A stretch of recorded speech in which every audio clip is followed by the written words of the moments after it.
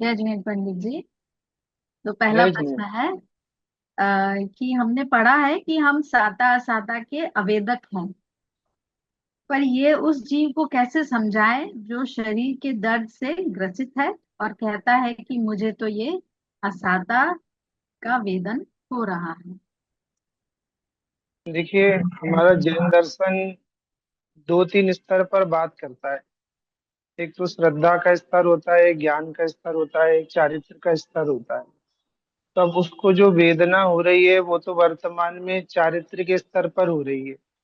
तो हम उसका निषेध तो नहीं कर सकते, सामने से वेदना हो रही है। और जब तक जीव के अंदर राग है, कसाय, वेदना होगी। दूसरी बात, आपने कहा कि हम अकारक और अवेदक हैं। तो हम अकारक और अवेदक स्वभाव से हैं। और हमने आज तक ये बात स्वीकार नहीं करी। और ये बात स्वीकार कहाँ पर होती है? कि पहले श्रद्धा में स्वीकार होती है। तो श्रद्धा में जब हम ये बात स्वीकार करेंगे कि हम अकारक और अवेदक हैं, और हम जब ऐसा मानेंगे, तो हमारा ज्ञान भी इस दिशा में काम करेगा।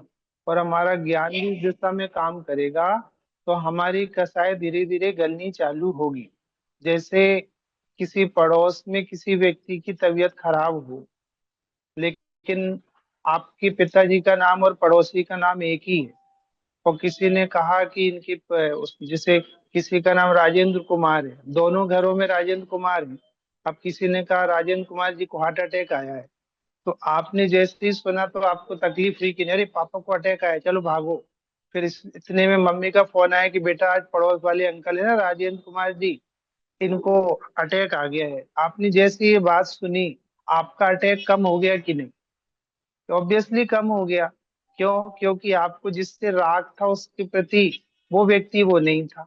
ऐसे ही जब तक हम अपने आप को आत्मा नहीं मान के देह मानेंगे, तब तक ये सारे कष्ट और सारी तकलीफें, सारे रोग के वेदन होंगे। लेकिन जैसे हम अपने आप को आत्मा मानना चालू करेंगे, अपने को आत्मा जानना चालू करेंगे, तो अपने आप अपना राग इस ओर से हट जाएगा। और इस ओर से जितना जितना राग हटता जाएगा, उतनी उतनी वेदना दूर होती जाएगी। इसलिए पहले हमें उसको श्रद्धा के स्तर पर बताना पड़ेगा कि तुम अकारक और अवेदक हो।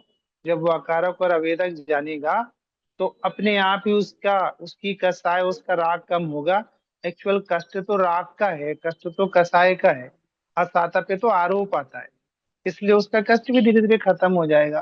तो अपन उसको इस तरह से समझा सकते हैं कि पहले उसको उसकी श्रद्धा में ये बात बैठाई जाए कि तुम देह नहीं, तुम आत्मा हो। तो जब उसकी श्रद्धा में ये बात बैठेगी, तो उसकी अपने आप कसाई कम होगी। और फिर असाता के उदय में भी उसे वैसी वेदना नहीं होगी जैसी वर्तमान में होती है। इसलिए हम उससे पहले श्रद्धा में ये बात बैठलवाएं, ताकि उसकी श्रद्धा परिवर्तित हो। और श्रद्धा परिवर्तन के बाद अपने आप कष्ट अनंत भाग बचता है, क्योंकि अनंत कसाई चली जाती है। इसलिए अपन उसको इस तरह से बता सकते हैं।